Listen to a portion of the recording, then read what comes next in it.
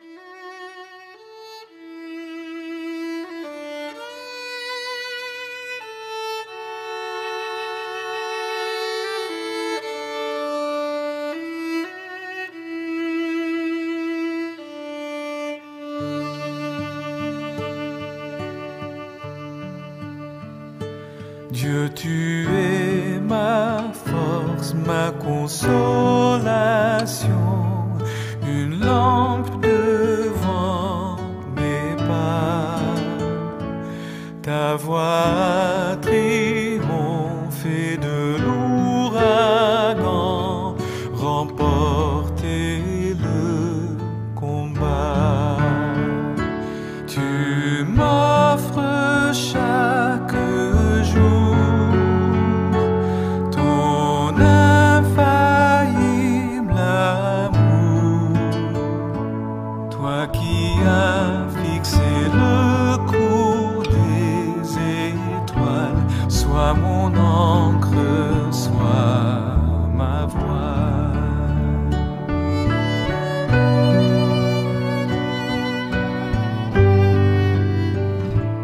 Tu étends mes ailes pour toucher les cieux, protégé par ta main.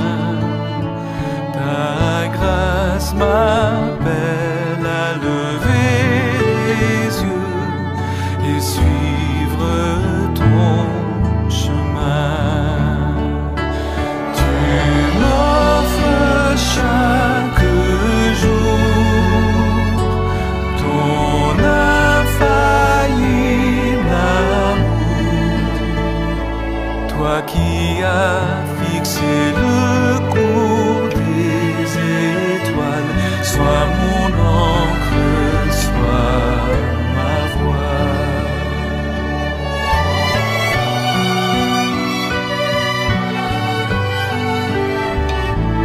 Ta miséricorde coule de la croix, ton sang m'a racheté. Tout ce que je suis me vient de toi, sans fin je te louerai.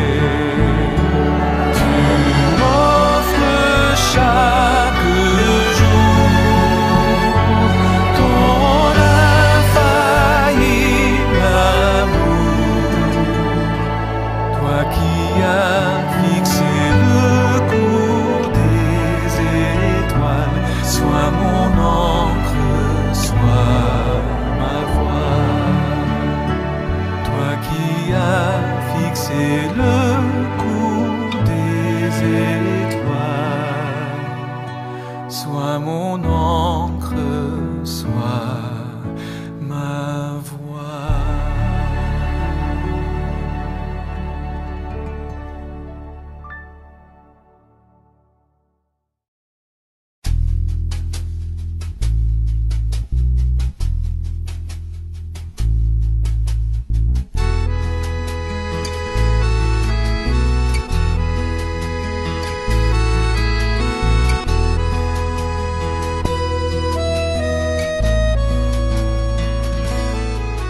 S'il t'arrive qu'un jour vienne frapper à ta porte la douleur, le doute, la crainte ou les alarmes, et si le vent t'emporte loin sur des rivières de larmes, que tu perds de pied, que tu commences à couler, sache bien que je suis Dieu, que mes mains et que mes yeux seront sur toi.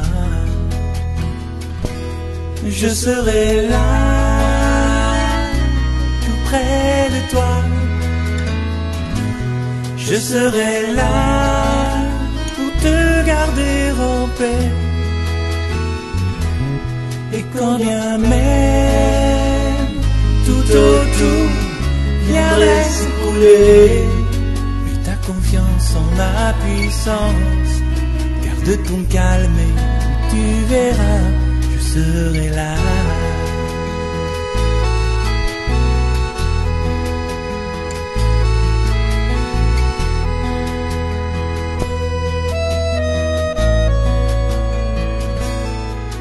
Si jamais ton ciel venait à se couvrir, menaçant ta barque dans la mer se déchaîne. Et si ton cœur chavire là, dans les vagues de ta peine, cherchant le secours, quelqu'un sur ton parcours, sache bien que je suis Dieu, que mes mains et que mes yeux seront sur toi.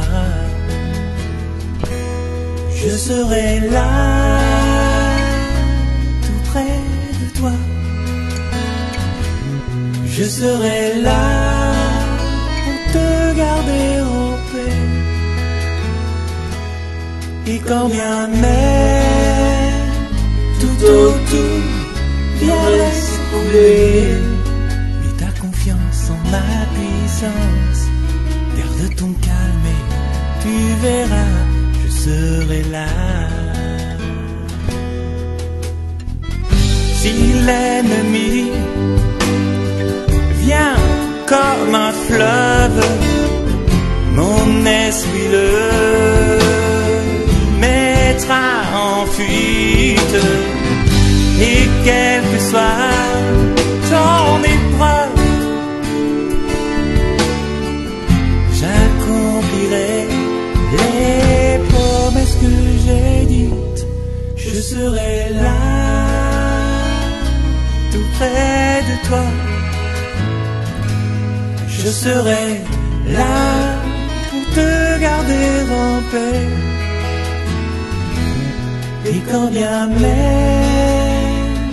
tout autour viendrait s'écrouler, mets ta confiance en ma puissance. Garde ton calme et tu verras, je serai là.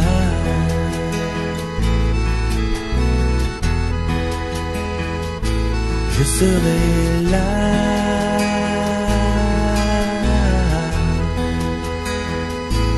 Je serai là.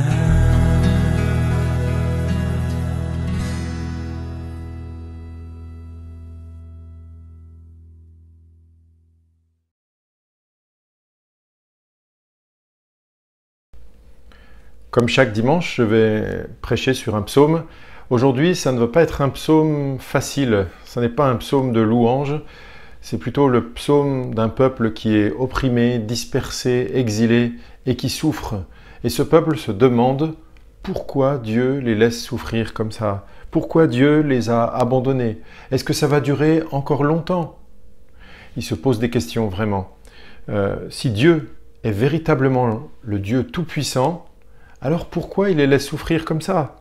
Et même question encore plus difficile, si Dieu peut les secourir, ce qu'il croit, mais qu'il ne les secourt pas, alors est-ce que Dieu mérite encore l'attachement de son peuple et la louange de son peuple?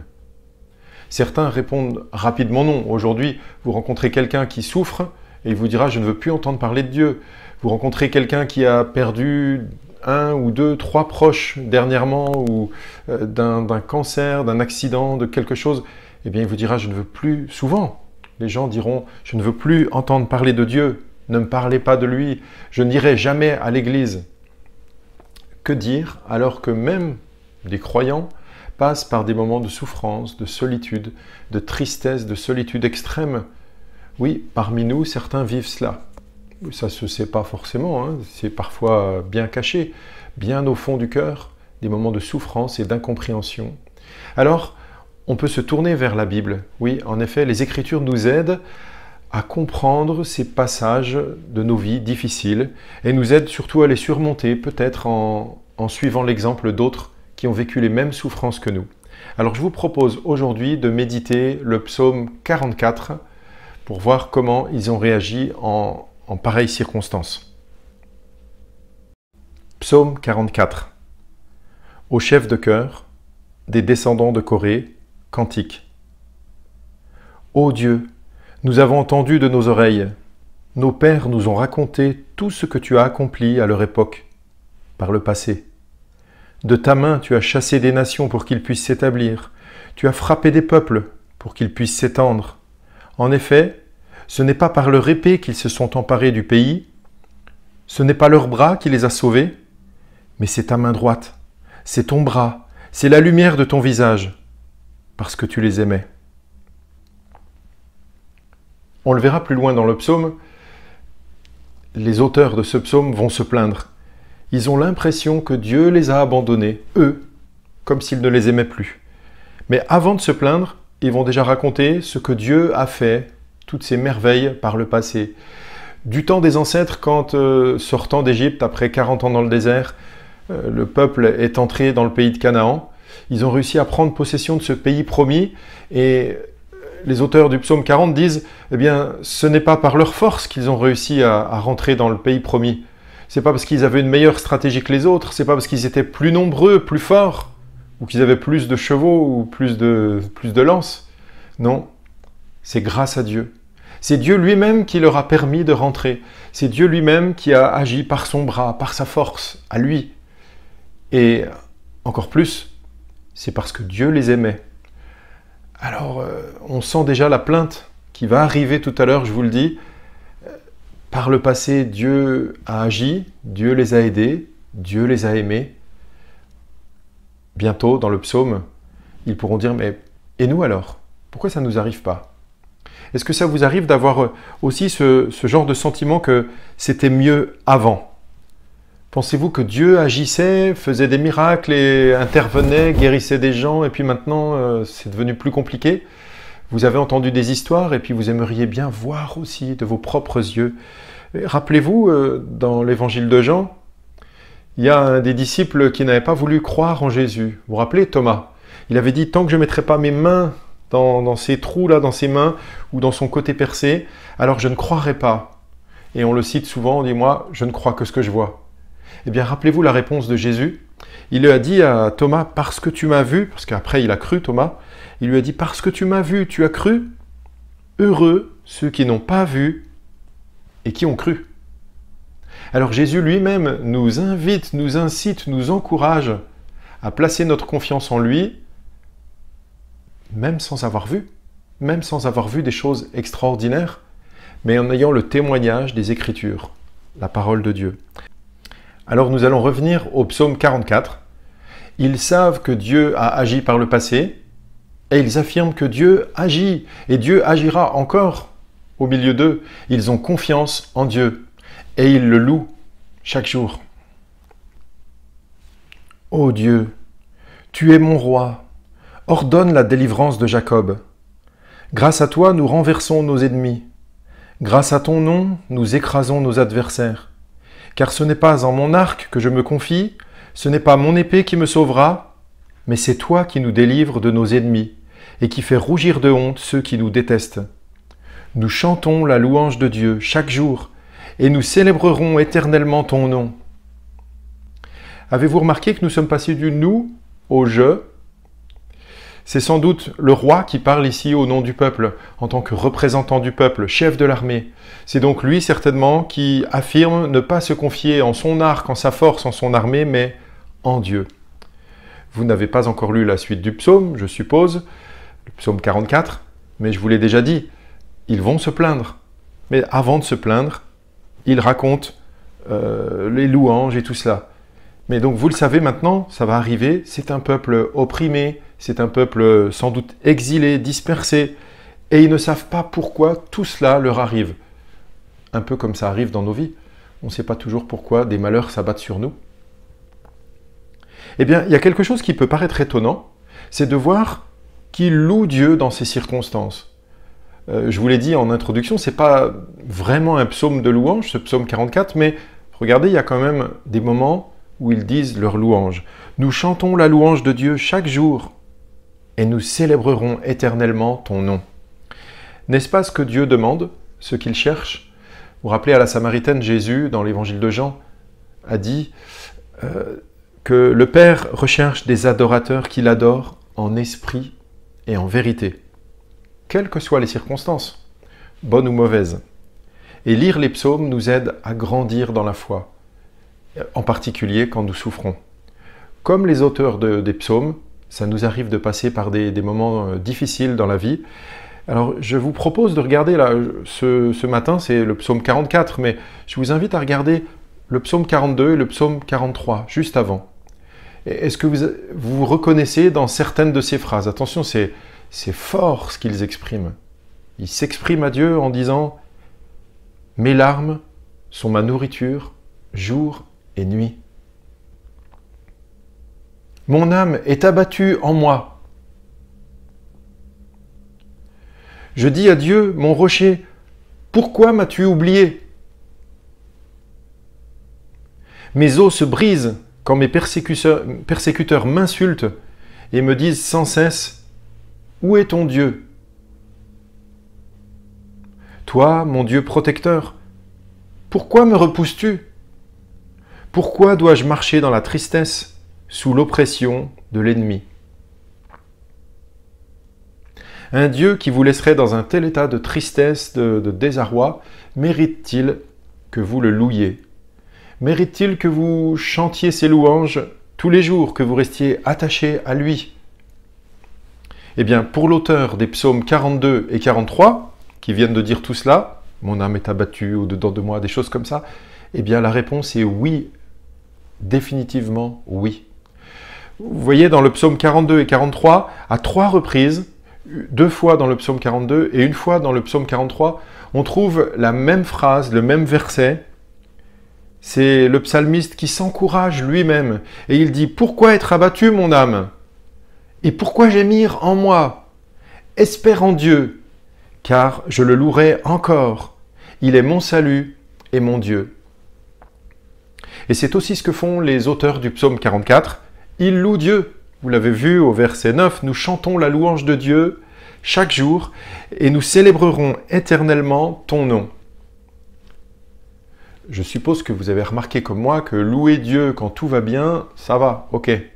Vous pouvez remercier Dieu pour la santé, la famille, le travail, tout va bien, c'est plus facile. Mais louer Dieu malgré les circonstances difficiles, malgré les vents contraires, c'est autre chose. Après avoir dit qu'ils louent Dieu, les auteurs du psaume 44, les Israélites, vont exprimer leur détresse. Et là, vous allez voir qu'ils passent par des moments vraiment difficiles. Cependant, tu nous as repoussés, tu nous as couverts de honte, tu ne sors plus avec nos armées, tu nous fais reculer devant l'ennemi, et ceux qui nous détestent se partagent nos dépouilles. Tu nous livres comme des brebis de boucherie, et tu nous disperses parmi les nations. Tu vends ton peuple pour rien, tu ne l'estimes pas à une grande valeur. Tu nous exposes aux insultes de nos voisins, à la moquerie et aux railleries de ceux qui nous entourent. Tu fais de nous le sujet d'un proverbe parmi les nations. On hoche la tête sur nous parmi les peuples. Mon humiliation est toujours devant moi, et la honte couvre mon visage. À la voix de celui qui m'insulte et me déshonore, à la vue de l'ennemi avide de vengeance. Le début du psaume commençait pourtant bien. On aurait dit un psaume de louange où on dit ce que Dieu a fait d'extraordinaire du temps des ancêtres, et puis on exprime notre confiance à Dieu et on dit qu'on le loue chaque jour, qu'on le célèbre, qu'on le célébrera, on s'engage à le célébrer toujours. Et pourtant, rien n'allait pour le peuple qui écrivait ce psaume. Au moment où ils écrivent, des malheurs tombent sur eux, malheur après malheur. Et pire encore, ils ont la forte impression que tous ces malheurs ne sont pas arrivés par hasard. Ce n'est pas le fruit du destin, mais c'est Dieu lui-même qui a envoyé ces malheurs sur eux. Ainsi, vous remarquez, à 10 reprises, ils disent « tu » à Dieu en lui faisant un reproche. « Tu nous as repoussés, tu nous as couverts de honte, tu vends ton peuple pour rien. » Ah, le psaume commençait par de la louange, c'était formidable. On serait cru un dimanche matin dans une église. Nous louons Dieu, nous louons Dieu. Mais après, ils ont été aussi plus loin. Ils ont dit ce qu'ils ressentaient vraiment. Et vous avez vu ce bouleversement dans le psaume quand il y a « cependant » et après « voilà ce que tu as fait ». Et ils se sentent vraiment rejetés par Dieu et c'est très difficile pour eux. Vous avez remarqué qu'ils n'hésitaient pas à dire ce qu'ils ressentaient. Ils exprimaient à Dieu vraiment ce qu'ils ressentaient. Ils se sentaient mal aimés, rejetés, abandonnés, oubliés. Et toujours dans ces psaumes, on retrouve cette phrase qui revient « Jusqu'à quand ça va durer? Est-ce que tu vas toujours m'oublier ?» À la limite, c'est presque « J'en ai marre, j'en peux plus ». Ils disent vraiment dans les psaumes ce qu'ils ressentent. Pensez-vous qu'ils l'avaient bien mérité? Après tout, si tout cela leur arrivait, c'est peut-être qu'ils étaient coupables. Peut-être avaient-ils péché. Est-ce ce que vous pensez naturellement en lisant ce psaume? Eh bien, je vous invite à lire la suite pour voir si réellement c'était à cause de cela qu'ils subissaient tout cela. Tout cela nous arrive alors que nous ne t'avons pas oublié et que nous n'avons pas violé ton alliance. Nous n'avons pas fait marche arrière dans notre cœur. Nous ne nous sommes pas écartés de ton sentier. Pourtant, tu nous as écrasés dans le territoire des chacals et tu nous as couverts de l'ombre de la mort. Si nous avions oublié le nom de notre Dieu et tendu nos mains vers un Dieu étranger, Dieu ne le saurait-il pas, lui qui connaît les secrets du cœur? Mais c'est à cause de toi qu'on nous met à mort à longueur de journée, qu'on nous considère comme des brebis destinées à la boucherie. En résumé, c'est un peu comme s'il disait « Pourquoi ça nous arrive à nous, alors que nous sommes innocents ?» À votre avis, est-ce possible qu'ils souffrent autant sans avoir rien fait pour le mériter? Est-ce possible de souffrir comme ils ont souffert sans avoir péché, sans s'être détournés de Dieu? Parce qu'ils sont quand même en train de dire « Non, nous sommes innocents, nous ne nous sommes pas écartés de Dieu, nous ne t'avons pas déshonoré, nous avons continué à croire en toi. » Ils chantent les louanges de Dieu, ils sont attachés à Dieu. C'est ce qu'ils disent. Alors est-ce possible d'être frappé de tant de malheurs sans l'avoir mérité? Eh bien, pour beaucoup d'entre nous, la réponse semble assez simple. Ils subissent les conséquences de leur péché. Je dis pour beaucoup. Parce que notre vision du monde, souvent, est assez cartésienne. C'est soit noir, soit blanc. C'est soit 0, soit 1. On pense souvent que ceux qui font le bien sont bénis et il ne leur arrive que du bien. Ceux qui sont méchants, il leur arrive que du mal.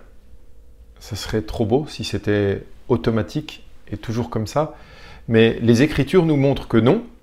Et même nos vies, ceux qu'on voit autour de nous montrent que non.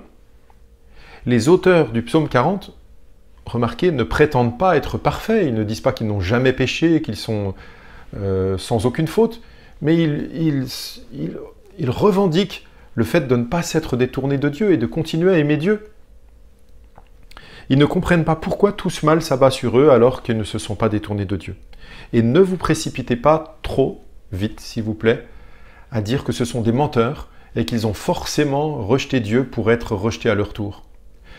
Parce que ça peut vous rappeler un homme dans l'Ancien Testament, un homme dont le nom a 3 lettres, vous l'avez deviné, c'est Job. Cet homme subissait beaucoup de malheurs. Il avait perdu très vite tous ses enfants, puis tous ses troupeaux, et puis il a été atteint de maladies sur tout son corps, et il était vraiment très mal. Eh bien, qu'ont fait les amis de Job quand ils sont venus pour le consoler? Eh bien, ils ont fait justement un raccourci. Ils ont expliqué à Job que, eh bien, c'est simple, si tu obéis à Dieu, Dieu te bénira, tout ira bien, ta santé, tes enfants, ta famille, ton argent, tout doit bien aller. Et si tout va mal, alors c'est automatiquement parce que tu as désobéi à Dieu. Voilà ce que les amis de Job ont dit. Ils ont essayé de le convaincre que Dieu l'avait frappé à cause de son péché. Et Job n'a cessé de dire « Mais non, j'ai pas déshonoré Dieu, je l'aime, je le crains, je veux le servir toute ma vie. » Et il ne comprenait pas son malheur. D'ailleurs, preuve en est dans l'Écriture que quelqu'un peut souffrir sans être injuste, sans s'être détourné de Dieu, eh bien c'est Dieu lui-même qui le dit dans le livre de Job. Voyez, dans le 1er chapitre du livre de Job, « Il n'y a personne comme lui sur la terre. C'est un homme intègre et droit. Il craint Dieu et se détourne du mal. » De la même manière que Job, les auteurs du psaume 40 ne comprennent pas pourquoi Dieu les laisse souffrir, voire les fait souffrir lui-même.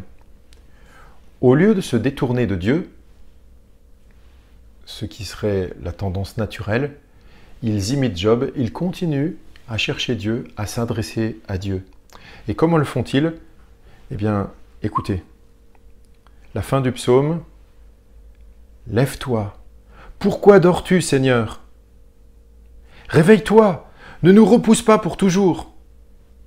Pourquoi te caches-tu? Pourquoi oublies-tu notre misère et notre oppression quand nous sommes affalés dans la poussière, quand nous rampons par terre? Lève-toi pour nous secourir. Délivre-nous à cause de ta bonté. » Le moins qu'on puisse dire, c'est que le psaume 40, c'est un psaume qui ose interpeller Dieu. Et il y en a d'autres des psaumes comme ça, hein, pour dire « Lève-toi à Dieu », pour lui dire « Pourquoi dors-tu, Seigneur ?» Il faut vraiment avoir de l'assurance. « Réveille-toi, ne nous repousse pas pour toujours. » Ne trouvez-vous pas que ce psaume 40 est un psaume merveilleux? Peut-être vous ne le connaissiez pas, mais je vous invite à le lire et le méditer régulièrement. Il y a pas mal d'autres psaumes aussi qui sont du même genre. Peut-être vous passez par des moments difficiles, des moments de doute, de difficulté. Vous souffrez physiquement ou psychologiquement. Vous ne comprenez pas pourquoi tout cela vous arrive. Vous trouvez sans doute cela injuste. Ça vous fait mal. Ça vous attriste. Vous ne comprenez pas. Eh bien, pourquoi ne pas imiter Job? Restez intègre, restez droit, continuez à craindre Dieu et vous détourner du mal. Et pourquoi ne pas vous inspirer des psaumes? Notamment le psaume 40. Dire à Dieu ce que vous savez, ce qu'il a fait et ce qui vous fait envie. Si seulement tu pouvais encore agir comme ça et dire ce qui vous affecte personnellement, dire votre incompréhension, dire votre souffrance, interpeller Dieu en lui demandant d'agir. Vous avez vu la fin du psaume 44? « Seigneur, ne dors pas, lève-toi, réveille-toi, pourquoi tu me laisses souffrir? Pourquoi tu me laisses comme si j'étais dans la poussière? Aide-moi, Seigneur. » Ah, ce psaume 44, il devrait nous stimuler à vraiment nous approcher de Dieu et à l'interpeller. Vous avez remarqué, ce psaume ne nous donne pas la solution à la question « Si Dieu existe, pourquoi le mal ?» Pas de réponse. Job n'a pas eu de réponse non plus, si ce n'est que Dieu l'a rétabli et que, en fait, il a pu rester en communion avec Dieu. Ce psaume-là nous répond à une question, mais si Dieu semble nous laisser dans la souffrance, dans la difficulté, ce n'est pas une raison pour se détacher de lui, ce n'est pas une raison pour arrêter de le louer. Il est digne de louange. Il y a tout qui va mal dans ta vie, tu crois, mais il y a peut-être des choses aussi qui vont bien. Et le fait de savoir que le Seigneur donne la foi, le Seigneur donne l'assurance d'être auprès de lui un jour, ça devrait réchauffer nos cœurs. Imiter ce psaume, c'est aussi demander le secours de Dieu. Et je vous propose de méditer, pour conclure, ces deux paroles des psaumes 44 et 43. « Lève-toi, pourquoi dors-tu, Seigneur? Réveille-toi, ne nous repousse pas pour toujours. Pourquoi te caches-tu? Pourquoi être abattu, mon âme? Et pourquoi gémir en moi? Espère en Dieu, car je le louerai encore. Il est mon salut et mon Dieu. » Que le Seigneur vous bénisse à la lecture et à la méditation de sa parole.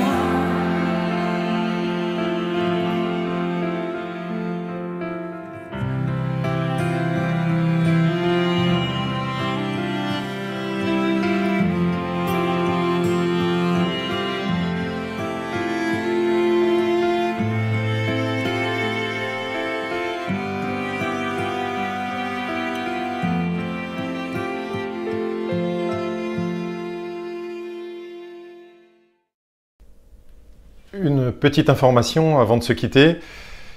La semaine prochaine, nous reprenons les cultes à l'église, comme on dit maintenant, en présentiel. Il y aura un lien d'inscription qui vous sera envoyé par mail et qui sera aussi présent sur le site de l'église, église-baptiste-joinville.com.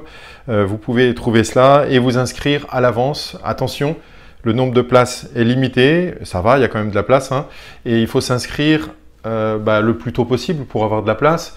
Et puis en tout cas, le samedi, la veille, à 22 h, c'est vraiment la dernière limite. Après, le site bloque les inscriptions de toute façon. Pensez à venir masquer.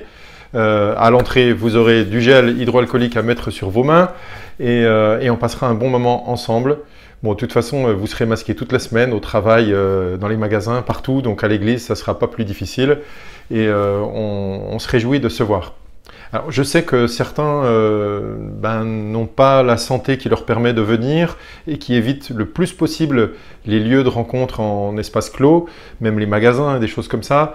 Certains ont une santé fragile ou sont plus âgés ou ont quelques craintes. Donc, n'ayez pas de soucis. Je continuerai à publier les cultes sur YouTube, en tout cas pour quelques temps, j'espère le plus longtemps possible. Et j'en profite pour saluer un grand petit coucou, enfin un grand petit, non ça va pas, un grand coucou à tous ceux qui nous regardent et qui ne sont pas habitués de notre église, qui sont peut-être même jamais venus dans notre église. Qui sait, un jour on vous rencontrera, mais en attendant c'est un grand plaisir de savoir qu'il y a des personnes, des amis, des connaissances, de la famille, plusieurs d'entre nous qui nous regardent et paraît-il certains avec plaisir. Alors c'est pour ça que vous revenez chaque dimanche ou dans la semaine en replay. Eh bien merci, c'est super sympa d'être avec nous. Si vous avez envie de mettre un petit commentaire ou un like pour nous encourager, c'est cool. Mais si vous avez envie aussi, vous pouvez m'écrire personnellement. En dessous, je vais mettre mon adresse, l'adresse de l'église. Comme ça, vous pouvez, c'est une adresse qui m'est personnelle. Donc vous pouvez envoyer un petit commentaire ou des questions si vous avez envie de partager un sujet de prière ou une réflexion ou un encouragement. Eh bien, c'est le bienvenu. Vous pouvez m'écrire et je vous répondrai avec plaisir. Voilà. Eh bien, je vous souhaite un bon dimanche ou si vous avez regardé ce culte lundi, un bon lundi, un mardi, bonne soirée, enfin, bonne semaine.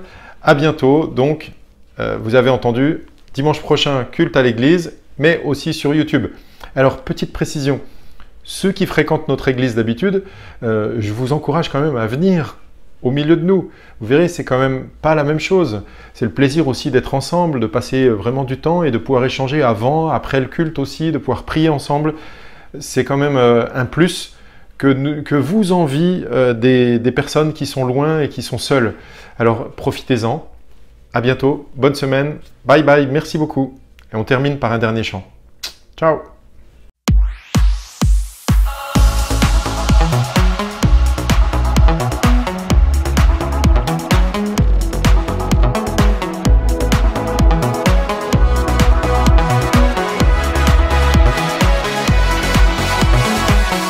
Waking up knowing there's a reason.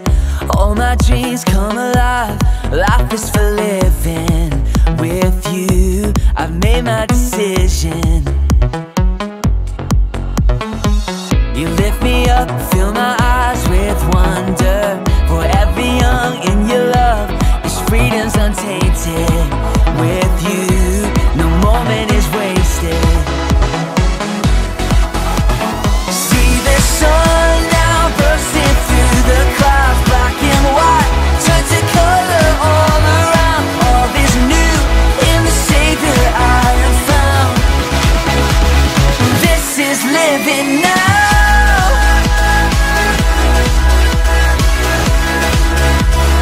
This is living now.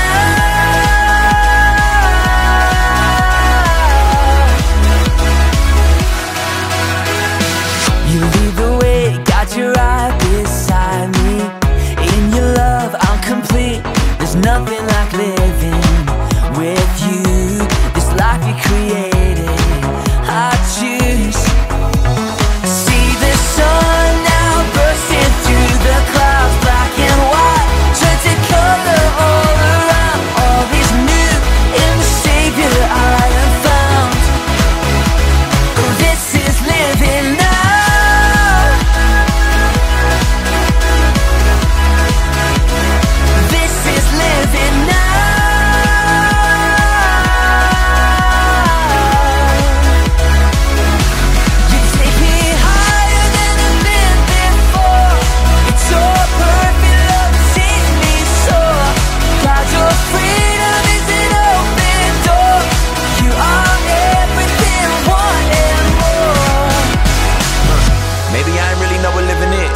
love? If it was, am I living it?